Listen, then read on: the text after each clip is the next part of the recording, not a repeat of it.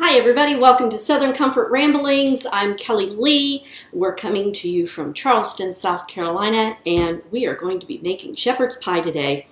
And it's a very easy recipe. Don't let it frighten you. It's a very easy recipe.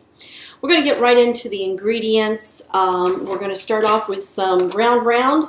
Lean stuff, please. It leaves less fat. And we're also going to use mild Italian sausage. I like the mild, but you can use hot if you want. That's up to you.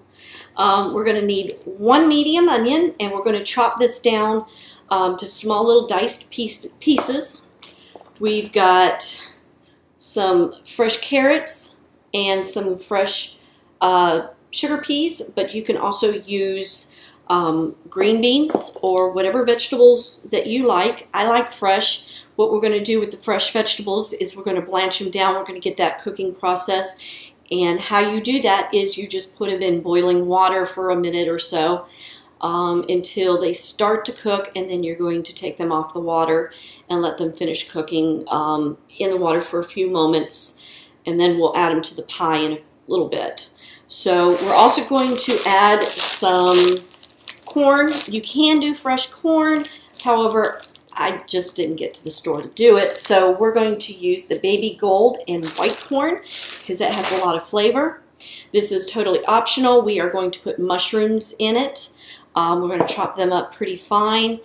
We're also going to use garlic. We're just going to use 2 cloves of it. And a clove, if you didn't know, is just one of these, not a whole bulb. Whew. Nobody would like you after that one. You're going to use a stick of butter, and that's the sweet cream salted butter. We're going to be using some beef broth and just about a half a can because we're going to be also using cream of mushroom soup. So you're just going to kind of put the cream of mushroom and then use half a can of that. We're also going to use a dash of Worcestershire, that stuff. We're also going to use instant potatoes. And the reason I use instant potatoes is it's just too hard to do it the real way. And Otohaya makes this really good applewood smoked bacon that is delicious. And the most important ingredient that we're going to be using is our pans. And I'm going to be using iron skillet pans. They make this really great casserole little pan, almost like a little ramekin. And then we're also going to use our 5-inch cast iron pot. So those are the ingredients, and we're going to start cooking now. I've already cut up all the onions except for this last piece. And very quick way of doing it, and done. And you just do that with all of the slices, and it will finish. I got kind of an overflow going. The other thing is we're going to take our 2 cloves of garlic, and I have this handy dandy garlic masher that I got at our specialty cooking store, and you're going to put it in. It got stuck. There we go. So you're just going to mash it up, turn it, turn it, turn it. That was kind of funny. And ta-da, it's all mashed up. Alright, so we've melted our half stick of butter in a frying pan. We're going to take those onions that we just chopped, and we're going to put them in there along with the garlic that I just chopped. Okay. And we're going to stir that up, and we're just going to cook them until they have a very nice clear look about them. And you're going to do this on medium-high. You're also going to preheat your oven to 400 degrees so that that's going to be nice and hot when we're ready. So let's caramelize these, and we'll be right back. Okay, we're getting to the end where the onions are starting to get a little clear looking and smelling really good. So what we're going to do is we're going to take those fresh carrots that I have. We're going to go ahead and put them in now, because you don't want hard carrots in your shepherd's pie. So we're going to put them in so that they get a little bit of extra cooking time. So next what we're going to do is I'm going to go ahead and put the beans or the peas that we have, those in. And just give them a good mix. Meanwhile, while we were doing this, we made the potatoes, the mashed potatoes in the packets, exactly to their directions. And we have them sitting on the side right now. So you're going to get that all going. And then I'm going to add the mushrooms. Like I said, that's totally up to you. Some people are going to go, ew, mushrooms. And I have this on medium-high heat. Just kind of keep mixing them up so that everything gets coated with the butter and the onions and everything starts to blend. Next, we're going to put in the corn. And that's about a cup of corn.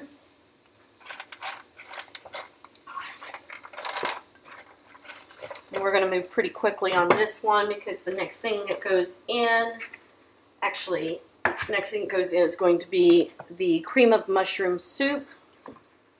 And just kind of plop that on in. And the half a can of beef broth. And on the Worcestershire, you're going to just kind of put about a tablespoon in there. You're going to mix this up really well. Ooh, that looks so good. And you're going to want the cream of mushroom soup to start breaking down in the heat. And you can see the good gravy that's coming up. That's going to be the bulk of the shepherd's pie. And just keep scraping the pan. We're just going to keep moving it around. Next comes the ground meat, which is the ground beef and the sausage, and we are just going to add that right in there and just break it down. We're going to brown this meat until there is no more pink in it. So I will be back. I'm going to work on this, and then we'll start putting it together. Alright, so a little bit of a different angle. You should see the setup I have over there, but it works. We've got the ground beef, and it got really nice and brown. We have all the vegetables in there. It looks fantastic, and it smells even better. So we've got the mashed potatoes over here, and we're going to top them with the mashed potatoes. You're going to want a fork. I like a very large fork. So that we can play with the peaks, and you'll know about that in just a minute. I already know that I have a lot of extra, so I have my ramekins, and I'm going to put all the extra meat and potatoes in there, and I'm going to freeze them for later. So we're going to take my skillets, and all you're going to do is fill them about halfway with the meat mixture. Oops. Take some of that out. There you go. Oh, wish you could smell this. It's delicious. You're going to fill it up. And when you're cooking this, if it starts to look a little dry, just add a little bit more beef broth to it. And you want it kind of sort of wet. Like that kind of sort of. I'm very exact in my speaking. And add it to this one.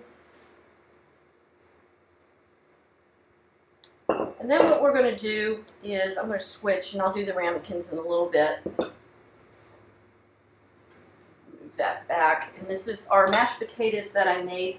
And I told you, you can use instant, you can do real mashed potatoes. So you're going to put a big spoonful in there, use your hand, and you're going to just kind of spread it out. I'm just going to put them all in there so I have good measurement. May have to make more for the ramekins, but that's alright. I have more. More, please. So I'm definitely going to have to make more. So you're just going to split the mashed potatoes up into your containers. You can also do this in a casserole pan, which might make it a little bit more easier. We're going to have that fork there in a minute, but I like to use my hands. I'm just, that's me, because I can control a little bit better. And by the way, the juice is right up to the edge. If you do it in your iron skillet, make sure in your oven that you have a baking pan on the first shelf underneath it, so that, you know, it doesn't spill over into your oven. Right now what we're going to do is I'm going to come back to this first one, and I'm going to kind of flatten it out. Try to use your hands and just make it kind of, well, like a pie crust. That's what it is. It's just shepherd's pie. You're making a crust with the mashed potatoes. So, and you can use your fork, and you want to rough it up a little bit so that you have some edges, and you can make pretty designs in them. You can go in circles so that they look really cool when they come out. Let me bring this over to you so you can see it. Can you see that? I made little circles. So we're going to do that with all of these, and we'll be right back. All right, so we've mashed potatoed everything, and I have actually ended up with 6 ramekins. And what I'm going to do with these is I'm just going to let them cool down, and I'm going to put some Reynolds no-stick wrap on it and freeze them for another time, or give them to my neighbor, the Wilsons, when they get home. So all we're going to do with the skillets now, with our beautiful shepherd's pie in it, let me bring this up to you so you can see how pretty it is. And we have all the designs in it, you know, just for decoration. So we're going to put them directly right in the oven.